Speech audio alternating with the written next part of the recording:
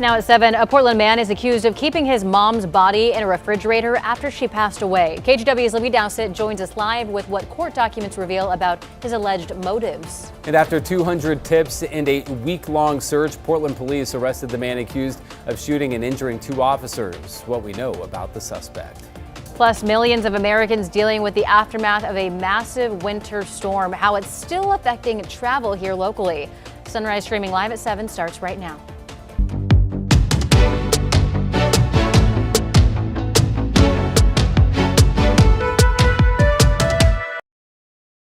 Good morning, and thank you for joining us live at 7 o'clock. I'm China Green. I'm Matthew Herchick. Happy Tuesday, everyone. Rod Hill, Chris McGinnis, standing by with a look at the weather and traffic. I'm digging the new music. Yeah, for those at home who don't know, we have a new, it's called graphics package, where it's like new things across your screen and new music, and it sounds punchy. Just it does. Just kind of keep going. Yeah. This was the Matthew, by the way. This was the Matthew. That's I can't do it, man. I can't like do the it. Saturday Night Live. Night at the Roxbury. Yeah, That was like a night at the Roxbury. I couldn't think of the name of it. Hey, we're about 35 minutes away from the sun coming up. We are dry. It's another frosty start out there away from the east winds that are still gusting coming out of the gorge. They've actually picked up overnight. We've had some gusts nearing 40 out of Troutdale. Weather system offshore, so we're getting or will get some early morning brightness.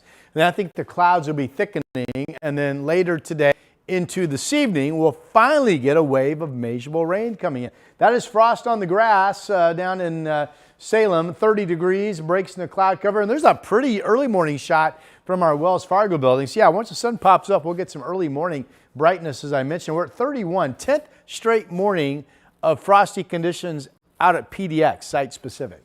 41 at 11, 48 for a high at 2, 46 at 5. Late day showers in the mid to south valley. It looks like Portland could stay dry until early evening, but there is rain eventually coming today. And there are those east winds near the gorge gusting to 40 miles per hour. Here's Chris. Thank you for that. Hey, we've got an early heads up on a traffic alert in Cowlitz County. So starting at about 7:30, WashDOT's going to be doing some pothole repair on a 20-mile stretch of I-5 between basically Castle Rock and Klamath. So just be aware that the north and southbound right lanes, so both directions, right lane will be intermittently blocked here from 7:30 to 3.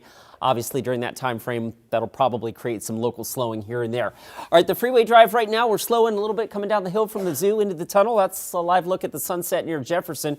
Here's I-5 through North Portland up near Columbia Boulevard. That too getting a little bit busier, but not bad. 13 minutes right now gets you in from Main Street south to the Fremont Bridge. China? Thank you, Chris. We start with a major update. Portland police have arrested the man they say shot and injured 2 police officers last week in Northeast Portland. Police identified the suspect as 41-year-old Eric Elkers. The arrest happened early Monday morning along Northeast 82nd, just south of PDX. Investigators say they found the gun they believe was used in this shooting in that same area. DA Nathan Vasquez says that his office will, quote, aggressively prosecute. Portland cannot and will not become a place where someone can shoot at police and get away with it. Court records show Elkers was most recently accused in an armed robbery at this Northeast Portland credit union in 2022. He's now charged with 2 counts of attempted murder for the shooting.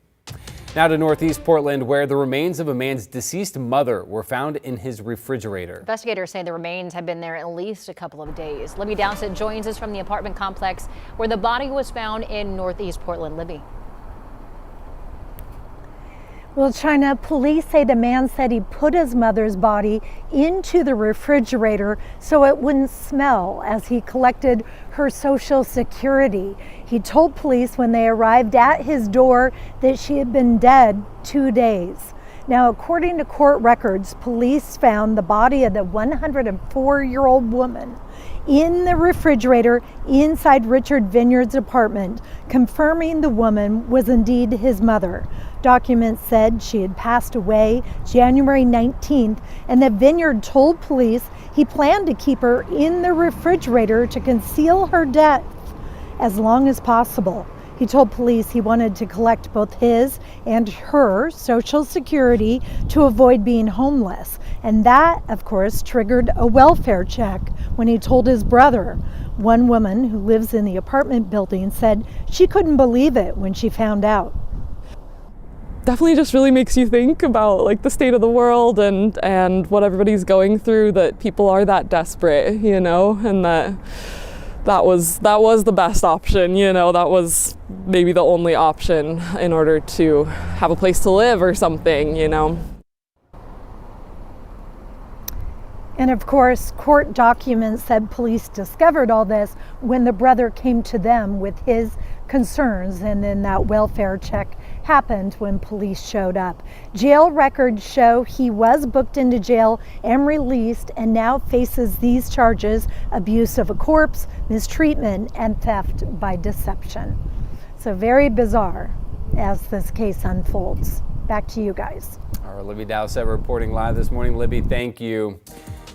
A mother and daughter already accused of forcing 3 people to work at a foster care home in Trigard are now facing health care fraud charges. A grand jury indicted Marie Valmont and Yolandita Andre on 12 counts of conspiracy to commit health care fraud and forced labor. Both allegedly kept state and federal payments that they requested to pay their workers. KGW previously reported that federal prosecutors say the pair convinced 2 adults and a child to come to the U.S. from Haiti to work at Valida's care home. Court documents say all 3 were forced to work long hours for little to no pay. To Calas County now, a deputy coroner is expected to make a full recovery after she was hit by a car on a highway while on the job. Justine Enriquez was investigating a fatal car crash Saturday morning when another vehicle crashed into her, breaking her leg. That driver was arrested for driving drunk and has been identified as 43-year-old Michael Sturgill. We spoke with the coroner for Calas County. Just knowing what I know about the scene and being on scenes, there should have been multiple fatalities. I can only say thank you, God, for watching over everybody on the scene that day. Enrique broke her femur and had surgery over the weekend. Sturgill is charged with vehicular assault. I took the lift to the top of the Palmer and pretty much jogged in my crampons up to the Devil's Kitchen. Paige Balker was part of a rescue Sunday to save a climber who fell 300 feet on Mount Hood. Tragically, the 30-year-old climber did not survive. Devil's Kitchen stands at 10,000 feet, and even Balker, who has years of experience, had a hard time getting to the climber.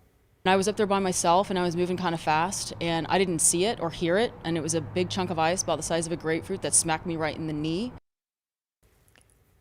By the time rescue crews arrived, the climber had died. Balker says this area is always challenging to climb and gets icier and steeper this time of the year. Your time now is 7:07. Taking a live look from our Shiffrin sky cam as the sun starts to inch its way up. Some clouds out there, Rod. It looks chilly. I don't know, but it looks yeah, it's chilly. pretty, but it looks chilly. It looks cold. 10th morning in a row that we've been down to freezing out at PDX. And by the way, I was wondering, what's the record? Because we honestly don't hit freezing temps 10 days consecutively that often. If you go back, I think it's the January of 1949, the record is every single day in January was 32 degrees or below. So we're never going to break that record. We may tie it one day, I guess, for January, but we're certainly never going to break it. Good grief, right? Here's a look at where we are. This morning we're dry. This afternoon at 1 o'clock we're still dry. After that, rain showers this afternoon start to move into the coast. This shows 5 o'clock, some rain nearing Salem, and then early evening, this first band, which is kind of weak and it breaks up, brings some raindrops into Portland. But it will be the kickoff of larger bands of rain moving in later tonight, Wednesday, and during the day on Thursday as well. There's that view that China and Matthew just showed you from the Shiffrin tasting room out in Sherwood. Temperatures 30 in Wilsonville, 31 Beaverton. Again, cold, frosty conditions. 27 in Vancouver. We do have above numbers on the east side because of the east wind, and they did pick up those winds last night, gusting at Troutdale back up close to 40 miles per hour this morning. So yeah. All right, weather map later today, 3 p.m. All dry, partly sunny, central and eastern areas of our state. Rain showers at 3 o'clock expected along the coast.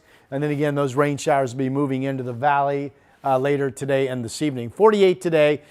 Passing shots of rain at times Wednesday, Thursday, into Friday. Saturday looks like it could be now completely dry and really nice. 57 degrees. I've got a shower threat on Sunday. Here is Chris McGinnis. That'd be like 3 or 4 dry weekends in a row, Rod. Yeah. All right, let's pick it up with the drive in North Portland. I-5 southbound traffic will tighten up here. The view on Kenton right now. Southbound I-5 building a little bit from Columbia Boulevard. There you go, slowing down to about 24 miles an hour or so there. The drive in from Clark County up to about 13 minutes. Main Street to the Fremont Bridge. Elsewhere on the freeway system, door number 2 takes us to the Sunset. We're riding the brakes pretty hard now, coming down the hill from the zoo into the tunnel. This is the Jefferson exit ramp, so the tunnel is just out of view here. Right now, Highway 26 getting in from Hillsborough has jumped up to 17 minutes at last check. China? Thank you, Chris. Still to come on Sunrise, several states across the country still dealing with the aftermath of a deadly winter storm. We have the latest on that situation, plus any impacts to travel here locally, coming up when Sunrise streaming live at 7 continues in just 2 minutes. The KGW Plus TV app, streaming 24/7. Local news from the team you trust on your time. Track how the weather will impact your day. Certainly becoming increasingly hazardous. Extended, continuous coverage of breaking news live from the scene. That snowpack is still heavy. Go deeper with in-depth interviews and exclusive reporting. All the local news you need, live or on demand. KGW Plus. Download on your TV and watch for free.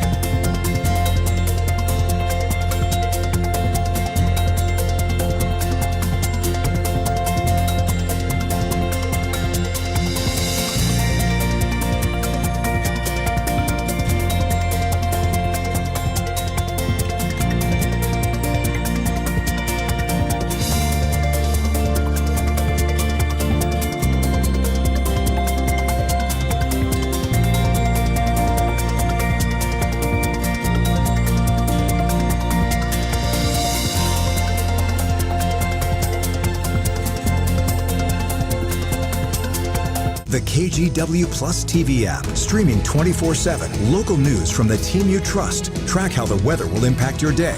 Breaking news live from the scene. All the local news you need. KGW Plus. Download on your TV and watch for free. On Weather Impact Alert Days, stay informed, prepared, and connected with KGW and KGW Plus. Coverage that alerts you to what's coming and how it will impact you. Watch extended weather coverage on KGW Plus. Well, this morning, much of the country is clearing away heavy snow, which has now been replaced by extremely cold weather. More than 160 million people are still under extreme cold warnings as another winter storm looms for eastern states. Erin McLaughlin reports. As the monster storm moves out, the deep freeze settles in. Frigid temperatures, blankets of ice, and feet of snow still gripping a huge portion of the country. At least 20 people have died so far, including elementary school teacher Rebecca Ruber. Police in Kansas say the 28-year-old froze to death. Her smile, it was so vibrant. That's what I'm going to miss the most. First responders are still working around the clock to keep up with collisions and spinouts. Even emergency vehicles are having trouble getting around. This semi slid off the road in Tennessee, shutting down the highway. And in the Midwest, where it's been single digits or lower since Friday, stranded cars litter the roads. The extraordinary storm created this in New York City, where even the rivers are freezing over, with record snowfall in several states, including here in Massachusetts. It's crazy. Oh my God. I live in here for 90 years, but I never see something like this. I've been out here for a few hours. It's a long time to be shoveling snow. My face feels frozen right now. 160 million Americans remain under cold alerts, including many down south, where hundreds of thousands of households are still without power. George Solis is in Nashville, where temperatures are expected to plummet again tonight. While some without power have evacuated, some families like the Claiborne have decided to camp out in their home to stay warm. We've set up our tent in our living room. We have a small indoor propane heater that will go for 5 hours or so. We've covered all the windows, and you can see we've covered the doors between the draftier parts of the house and this one, and we're just keeping a few rooms warm at a time. Mississippi resident Jane Hubbard also has no power. She heard a giant oak tree crash into her neighbor's house as the storm barreled through. It sounded like some loud thunder. Have you ever lived through anything like this? Well, I lived through Katrina. You're comparing this to Katrina? It's pretty bad. It's pretty bad. We have no power, no water, nothing. Tonight, the city of Dallas looks more like the Arctic tundra. In Boston, firefighter Lieutenant James Brooks says it's the worst he's seen in years. Had a pretty good amount of calls and everything, a lot of different calls, water leaks, car accidents, medical calls. It's kind of chaotic. Yeah, that looks chaotic. Over at PDX, FlightAware reporting that there have been 17 flight cancellations within the last 24 hours. FlyPDX is reporting that as of this morning, there are 15 delayed flights coming into PDX and 4 canceled flights going out. Across the country, there have been over 13,000 delayed flights and just over 2,000 cancellations. So definitely check before you go. These ripple effects, they just last days. It's hard to recover from them. So the southern tier of the states will start warming up above freezing today. And here's the temperature map. But the upper Midwest and the Great Lakes and New England, they're actually looking at a reinforcing shot of cold weather coming in. So these are current numbers. So it's what? 9:16 in the morning in Louisiana, 34 New Orleans. I believe they were down to freezing again earlier this morning. 26 in Dallas. Yeah, really cold. 0 up in Minneapolis, 13 in Chicago. And here's, so that's current stuff. Here's a projection this afternoon. This will be 5:15 East Coast time. Atlanta up to 40 today. Little Rock about the same, and Dallas gets up to 40 today. First time since a big storm, those cities will be above freezing. But check out Minneapolis 8 and Chicago 11.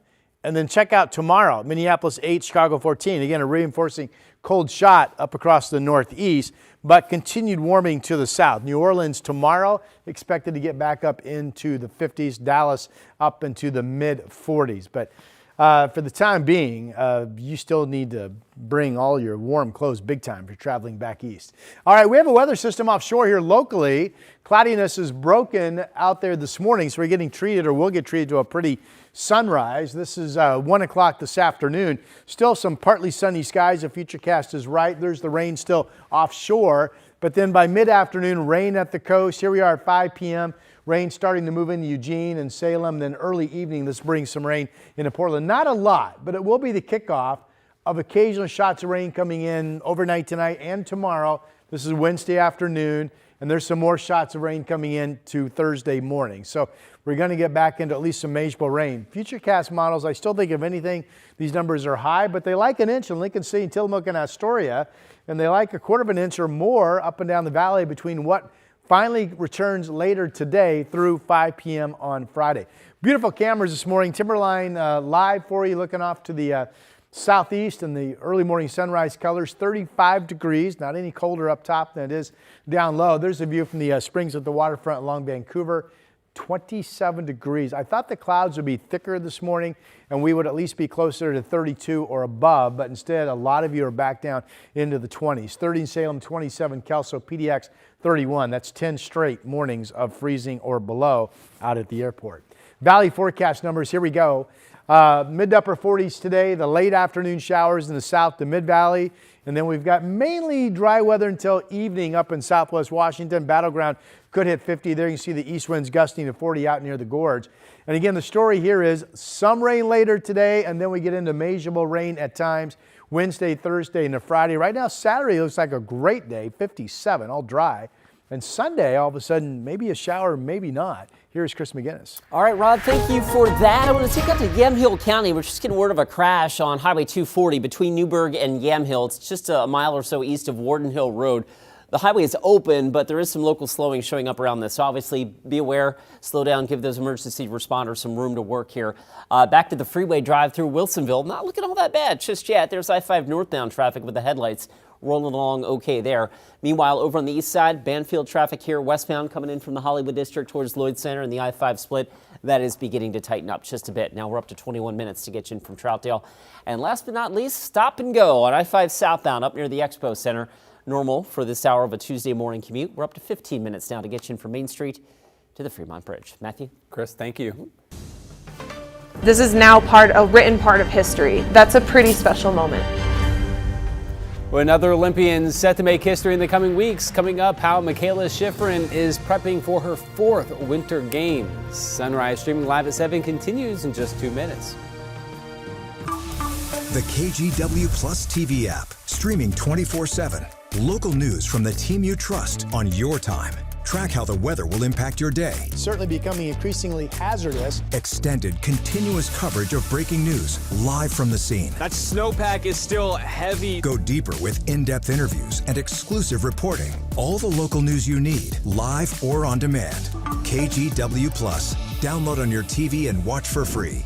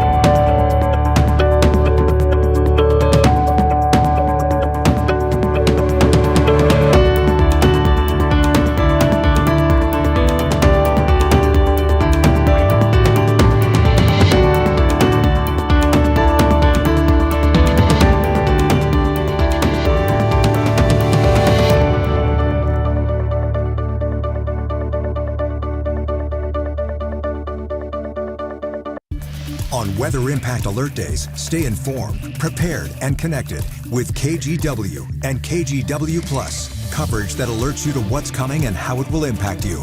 Watch extended weather coverage on KGW Plus. The KGW Plus TV app, streaming 24/7. Local news from the team you trust. Track how the weather will impact your day. Breaking news live from the scene. All the local news you need. KGW Plus. Download on your TV and watch for free.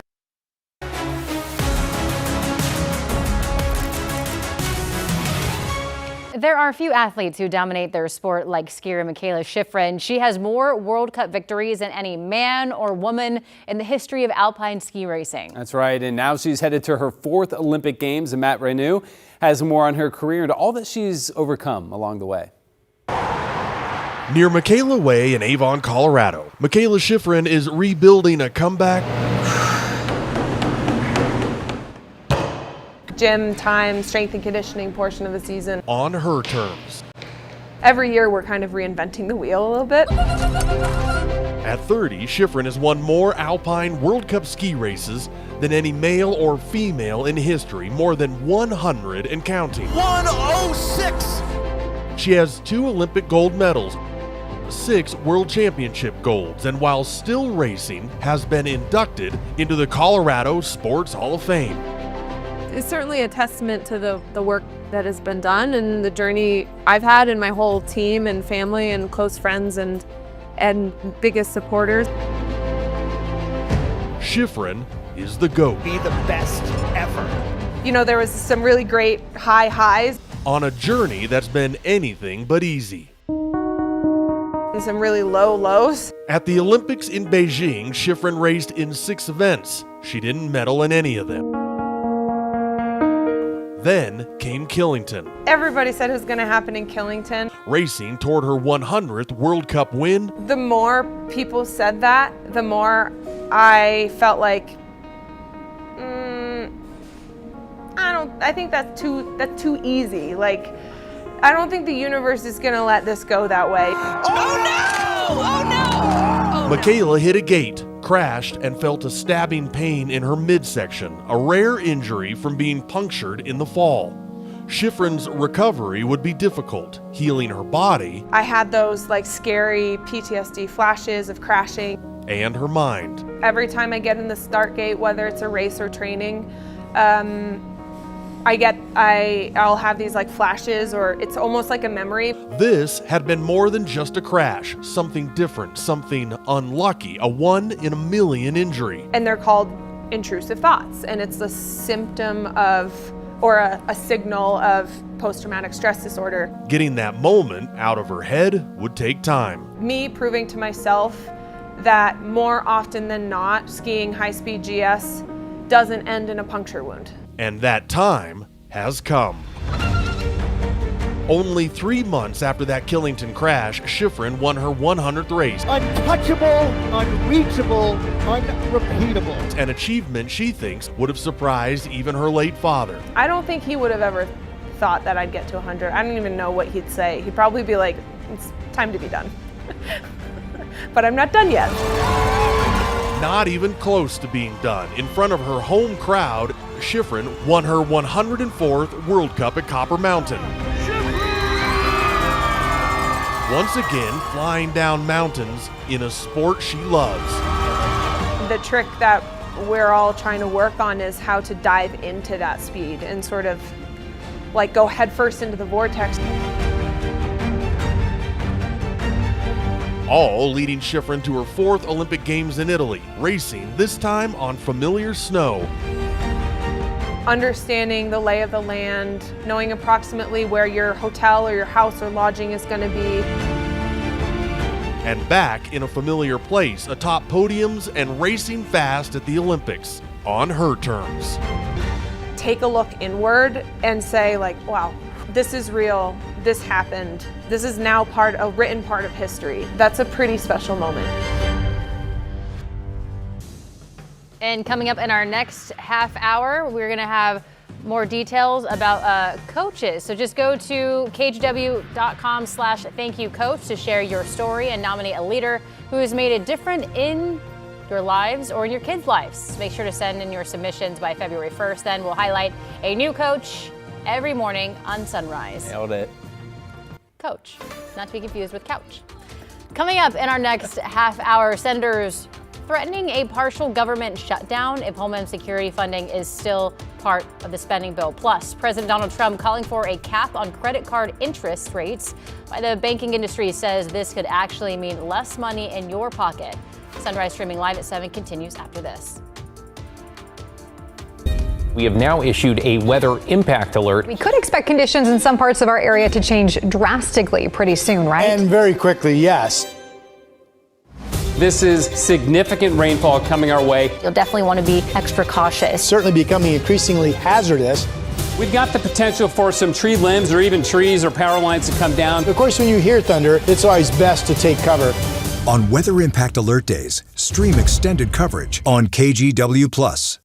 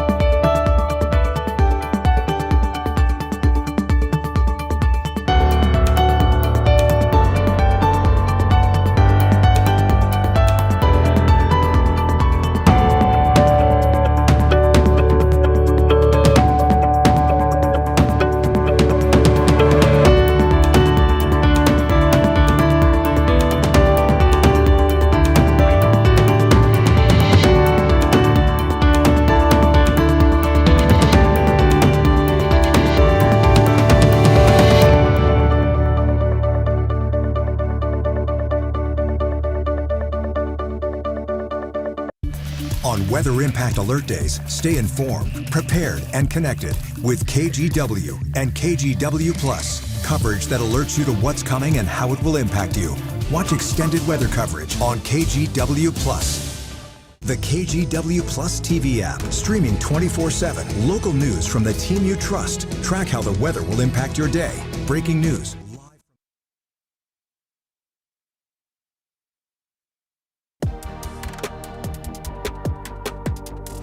We are coming up on 7:29 on a Tuesday morning. A live look at the roads out there. We've got a couple slow spots, the usual suspects, if you will. I-5 through North Portland, bunching up near the Expo Center.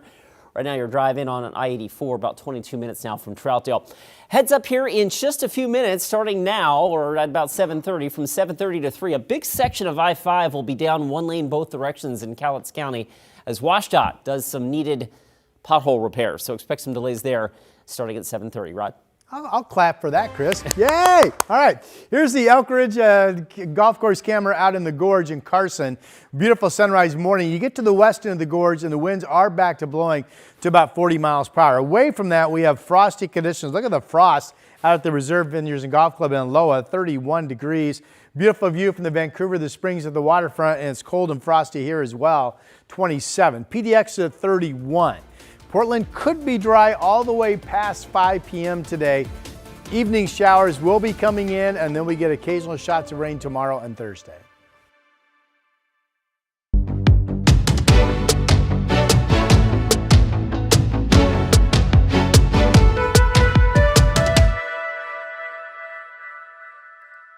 Well, the Wiener Mobiles are rolling back into the Brickyard this May. Oscar Mayer says all 6 of its iconic Wiener Mobiles will return to Indianapolis Motor Speedway for the 2nd annual Weenie 500. The race is set for May 22nd, just 2 days before the Indy 500.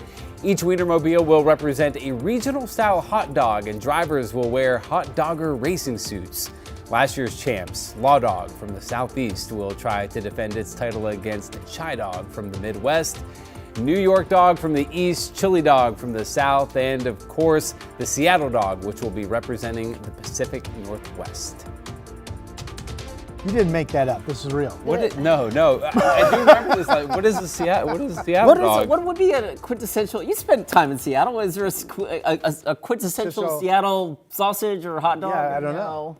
Not that I can think of. Peppers and cream cheese, we're told. Is that right? Okay. Peppers and cream cheese? Yeah. Never heard of that. I could do chili dog. I like a chili dog. Yeah, one region was chili dog, right? Yeah. That had to be the St. Louis region. Well, I'm cheering for that region, whichever it is. The chili dog. That's the South. All right, let's go South Wiener Mobile. All right, here we go. It is cold. It is frosty. There's the grass in front of our beautiful state capitol this morning down in Salem. 30 degrees. PDX has been down to 31 as we look at a partly cloudy sky early this morning from the top of the Wells Fargo building. 10th morning in a row, by the way, of freezing or colder than 32 each morning out at PDX. This is a dry morning. It looks like we're obviously starting off with some sun. Eventually this afternoon the clouds will thicken up. I have us 46 at 5 p.m. and that's the earliest we could see a shower in Portland. It might hold off more like the evening hours, but the big story is measurable rain returning, looks like this evening, and then we'll have some rain times the next couple of days. Here's Chris. Shockingly dry couple of weeks. All right, let's get you out the door in Cowlitz County. Heads up starting right now and for the next several hours, actually about 8 hours. Yes, WashDOT, not ODOT. WashDOT in Cowlitz County will be closing one lane of I-5, both directions between Castle Rock and Kalama to do some pothole repair. So as the drive gets a little bit busier, you can bet that section of I-5 will get a little busy as well. Speaking of I-5, that's the live look right now up near the Expo Center. The headlights there, that's southbound I-5 rolling off of Jansen Beach and down towards the Fremont Bridge. Right now we're up to 17 minutes to get you in from Main Street. And check out the freeway drive over on the west side now. We're building a bit, but not bad. 22 minutes. Get you in from Hillsborough. Matthew? Chris, thank you. Border Patrol Commander Greg Bovino is leaving Minneapolis this week, and the number of CBP agents will be reduced. That's according to 2 officials. This comes after the Trump administration says a border agent shot and killed Alex Preddy. NBC's Alice Barr has the latest. ICE will be beat. A shifting landscape in Minneapolis this morning where the outcry over federal agents shooting 37-year-old Alex Preddy to death is prompting the Trump administration to shake up its leadership on the ground and reduce the number of Border Patrol agents there. That's according to an administration official and a law enforcement source. State and local officials have been pressing for a federal agent pullout. What justifies this disproportionate flood? Nothing legitimate. The White House confirming border czar Tom Homan will now head up operations in Minneapolis, with the controversial Border Patrol commander Greg Bovino moving out, according to 2 sources, and the administration defending its top Homeland Security leadership. Secretary Noem still has the utmost confidence and trust of the President of the United States. DHS Secretary Noem now scheduled to testify on Capitol Hill amid mounting bipartisan frustration. Republican Senator John Curtis saying he disagreed with Noem's, quote, premature DHS response before all the facts were known in the Preddy shooting, weakening confidence, he says. A growing number of GOP lawmakers calling for an independent investigation as multiple cell phone videos verified and analyzed by NBC News contradict the Trump administration's initial description, suggesting Preddy was a domestic terrorist. Local officials say he was legally carrying his gun. Outside the Minneapolis VA hospital, where Preddy worked as an ICU nurse, a growing memorial and mounting grief from past patients. He held my hand and he told me things were going to get better. That now a devout wish for a city in turmoil. In Washington, Alice Barr, NBC News. Meanwhile, Democratic senators on Capitol Hill say they will force a partial government shutdown if immigration agents aren't given new guardrails. The Homeland Security funding is part of a larger bipartisan package. In order to pass, 60 senators need to be on board. Several senators in Oregon and Washington have pledged to not fund DHS or ICE. What happened in Minneapolis shows once again Donald Trump's agents are out of control. The Senate must not continue to vote for this any longer. Senator Patty Murray wrote on social media that she will not support the DHS bill as it stands, saying it, quote, needs to be split off from the larger funding package before the Senate. Republicans must work with us to do that. Last week, the House approved the package, including DHS funding. Former Portland Trailblazer Chris Dudley has announced that he is once again running for Oregon governor. Take a look. Quality education, safety, affordability, and a good job. These are achievable.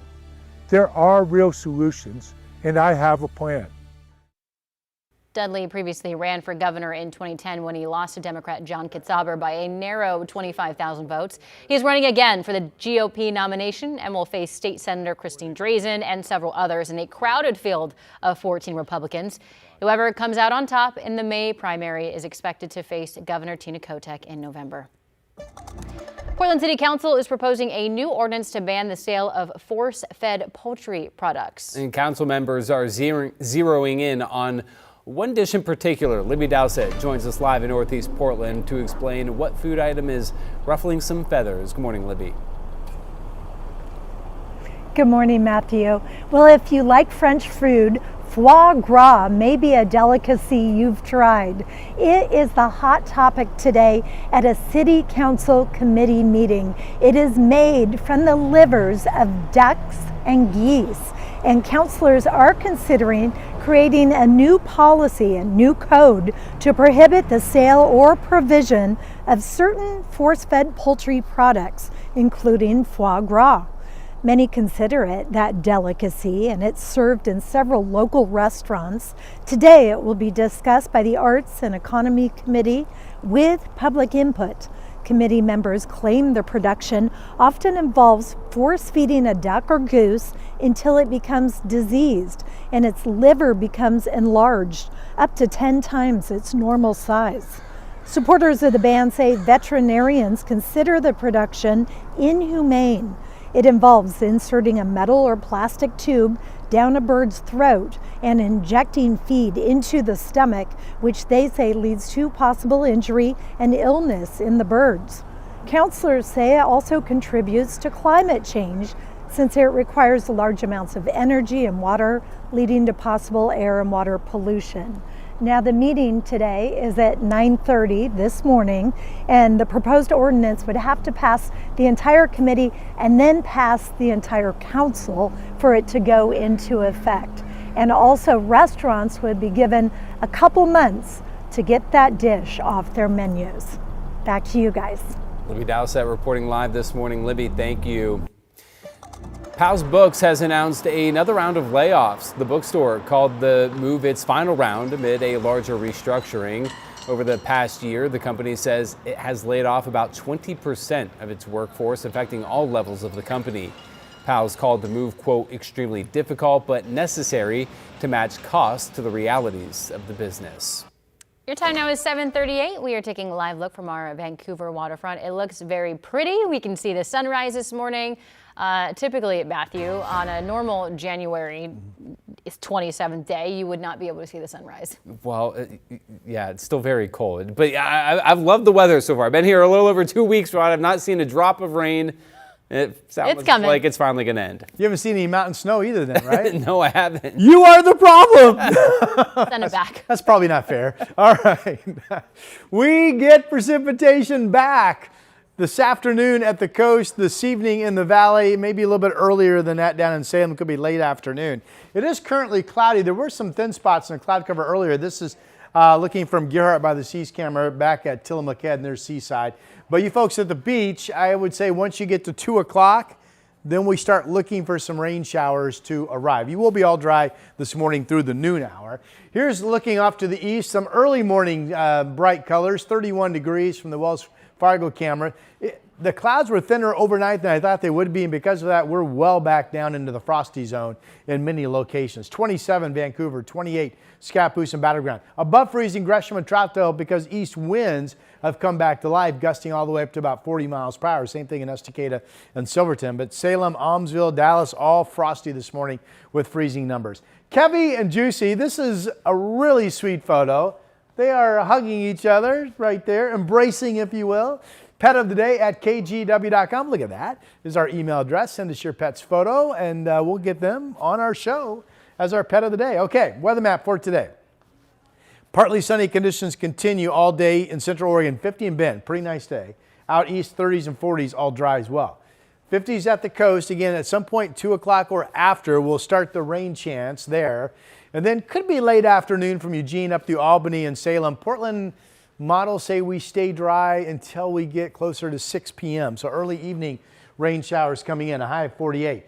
And then no big rain makers, but occasional waves of rain at times. Wednesday, Thursday into Friday. Right now, Saturday looks dry, and all of a sudden Sunday has the potential to be mainly dry as well. And you can see the warming temps. I've got Portland's low overnight tonight at 40 degrees, 40.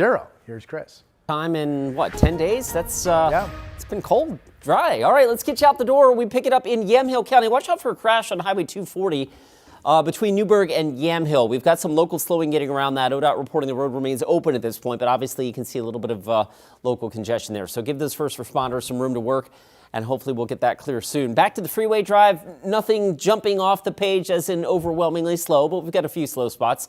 There's I-5 through Wilsonville, getting a little tighter on that side of town. Door number 3, I think, shows us the Banfield. Westbound I-84, got the brake lights lit up coming from Hollywood towards the I-5 split. Right now we're up to 25 minutes to get you in from Troutdale. And last but not least, I can always count on this. At this hour of a Tuesday morning drive, I-5 slow southbound through North Portland. 22 minutes gets you in from Main Street to the Fremont Bridge. China. Thank you, Chris. I'm asking Congress to cap credit card interest rates at 10% for 1 year. The banking industry pushing back as President Donald Trump calls for a cap on credit card interest rates. Why they say this would actually impact your spending in a negative way. Sunrise streaming live at 7 continues after this.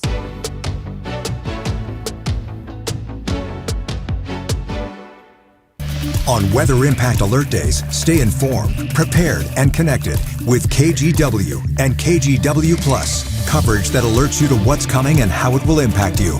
Watch extended weather coverage on KGW Plus. The KGW Plus TV app, streaming 24/7. Local news from the team you trust. Track how the weather will impact your day. Breaking news live from the scene. All the local news you need. KGW Plus. Download on your TV and watch for free.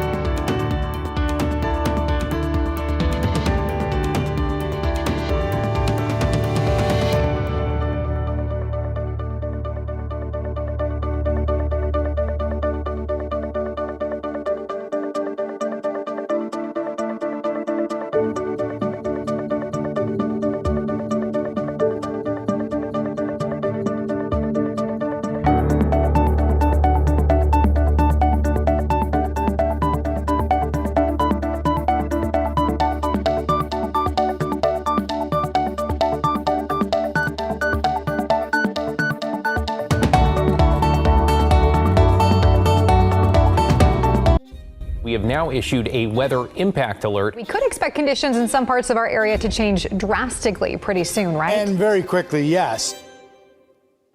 This is significant rainfall coming our way. You'll definitely want to be extra cautious. Certainly becoming increasingly hazardous. We've got the potential for some tree limbs or even trees or power lines to come down. Of course, when you hear thunder, it's always best to take cover. On Weather Impact Alert Days, stream extended coverage on KGW+. President Donald Trump is pushing for a 10% cap on credit card rates in his latest attempt to reduce affordability concerns. And while that may sound like good news to you, the banking industry says it could lead to more people not being approved for credit cards. Maribel Gonzalez explains. I'm asking Congress to cap credit card interest rates at 10% for 1 year. In an effort to boost affordability, the president is urging big cuts to credit card interest rates. One of the biggest barriers to saving for a down payment has been surging credit card debt. Right now, American households are facing the most credit card debt on record, going back to 1999. According to data from the Federal Reserve Bank of New York, outstanding credit card balances hit more than $1.2 trillion in the third quarter of 2025. The big benefit for anybody who has credit card debt is you'll just simply spend a lot less. Yet the banking industry says the president's proposal would make things worse. It would be an economic disaster. It would remove credit from 80% of Americans. Some financial experts agree. Banks might really pull back access to credit, especially for consumers with lower credit scores. They do not want to take on the risk. And with fewer people being approved. When consumers lose access to credit, which is anticipated if this rate cut goes in, they often reduce their spending on essentials like healthcare, education, food, and are more likely to fall behind on bills. The average interest rate on credit cards is just under 20%, though according to Bankrate, some rates are much higher. Why? There is no physical asset, no house, no car that the bank can take from you if you fail to make payments on your loan. And so that presents a higher risk for lenders. I'm Maribel Gonzalez reporting. Meanwhile, Americans shopping for a new car should expect to spend more. Kelley Blue Book data shows that buyers paid an average of more than $50,000 for a new car last month. That is a record high. Average prices for an EV even higher than that, more than $58,000. All this fueled by factors that include fewer cheap models as well as tariffs. A person buying a $90,000 pickup can withstand a $3,000 price increase. A person buying a $25,000 compact sedan cannot withstand that much of a price increase. And while you may not have much room to negotiate this price, he suggests negotiating things like free oil changes or asking for extra services to be included. Well, you know, China and I were talking about hot dogs earlier. As it turns out, this week is also Portland's annual Wiener Week.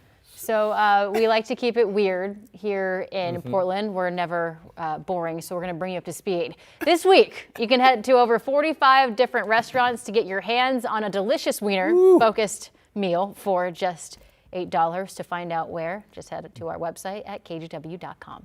Hey, listen, that great way to explore some new restaurants. We ran that video too quickly, man. I was trying to pick out what hot dog I wanted. I'm looking at the pictures. Go to kgw.com. Like, what do they look like? No, that sound great. I like it. So, Matthew, you came here again about 10 days ago. You moved? So I was wrong. It wasn't a week ago, Mike. It was 2 weeks ago, Mike. 2 weeks ago. Yeah. And you've basically seen no rain once. No rain whatsoever. Isn't that nuts? A lot of sunshine. It's been great. Well, hold on. I know. Everyone's been warning me not to get used to it. So at least this evening, maybe it comes late afternoon, but it looks like it's early evening. Portland gets back to seeing some rain. So January, we're 2.13. We're way below normal for the month. Normal month is 5.03. Wow. Today is the day, by the way, that even with some rain tonight, that we will erase the water year deficit that we built up in December when we had those two atmospheric rivers. Okay. So it is definitely time to get on board the rain train and way past time to get on board for the mountain snow train. Here's a look at what's going on. Weather system offshore, you see a little curl right there. We're getting treated to some thinness of the clouds right now and some really pretty morning sunrise colors, but the clouds are coming, so it's hard to tell how much more time we have before the breaks in the cloud cover go away and we just become overcast. Futurecast likes everybody staying dry through 1 o'clock. This shows breaks in the cloud cover, but maybe not. Maybe we're solid then.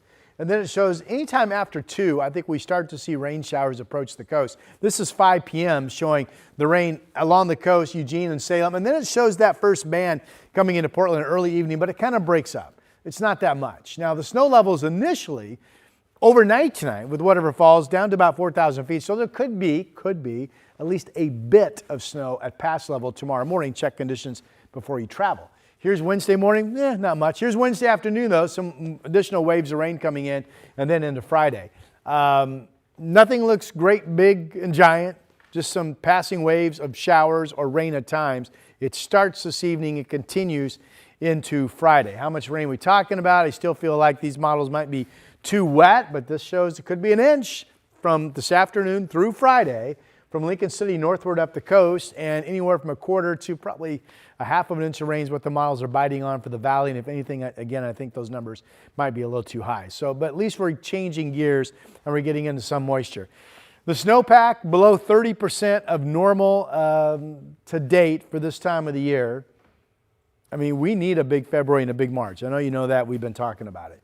Not going to get a lot of snow this coming week, but there could be all total at least 5,000 foot base and higher on the mountain, 6 inches or more of new snow coming. So that's at least something. Here are the current temperatures out the door. 27 in Kelso, 31 in Portland, 30 down in Salem. Teens out in, Burns is actually at 10. All right, coast forecast, increasing afternoon showers after 2, well up into the 50s. Valley forecast numbers. By late afternoon, the chance of rain coming up into Corvallis and Salem in the 40s. Southwest Washington, probably dry until we get into the evening hours. Those gusty winds to 40 along the gorge, or out of the gorge. 48 today, rain at times. Warmer nights are coming. 40 tonight, 50 tomorrow. By Friday, 44 and 54. Saturday could be all dry, 57. Matt had 59. Maybe he's right. Saturday looks great. And they had a chance of some showers on Sunday. Matt Safino, I should say. Matthew knows nothing about weather.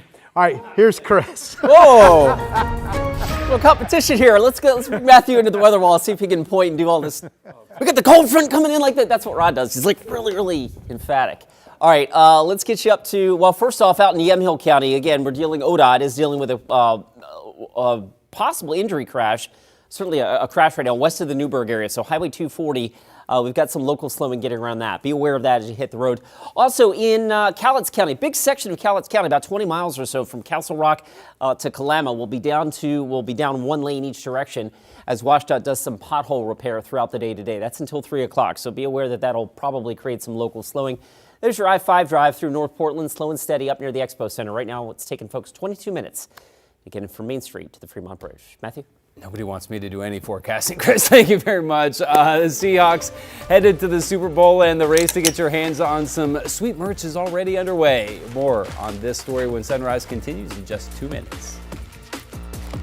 The KGW Plus TV app, streaming 24/7. Local news from the team you trust on your time. Track how the weather will impact your day. Certainly becoming increasingly hazardous. Extended, continuous coverage of breaking news live from the scene. That snowpack is still heavy. Go deeper with in-depth interviews and exclusive reporting. All the local news you need, live or on demand.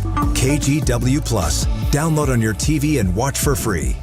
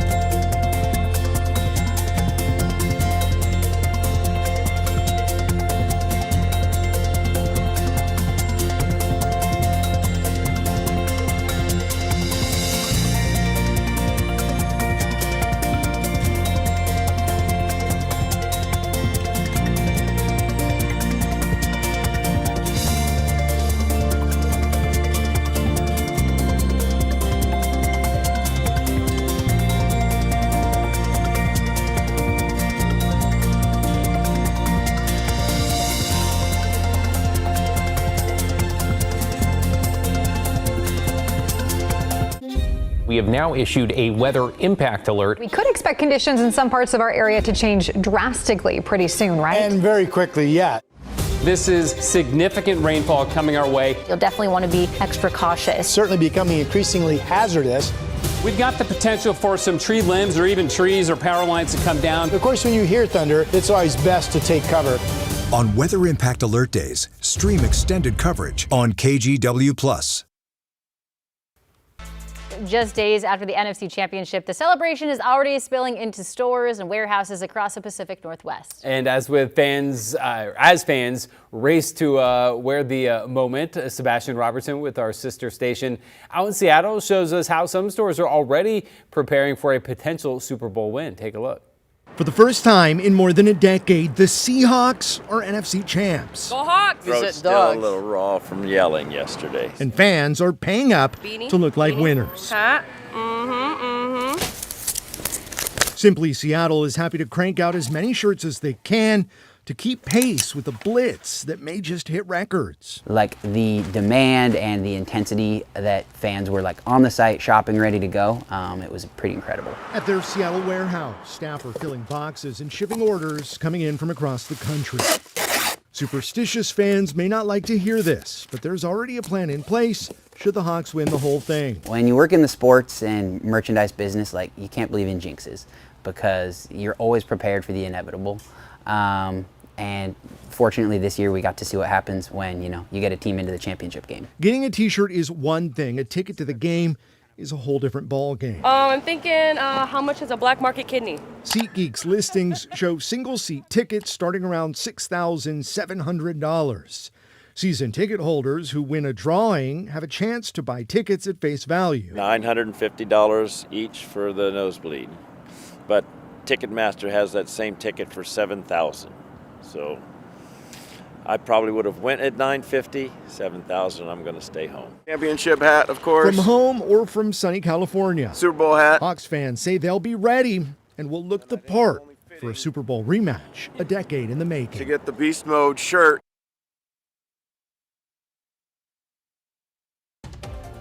Coming up at 8, KGW Sunrise continues live on KGW Plus with details on a woman found in her son's fridge, why police say he did it. We'll have more right after this.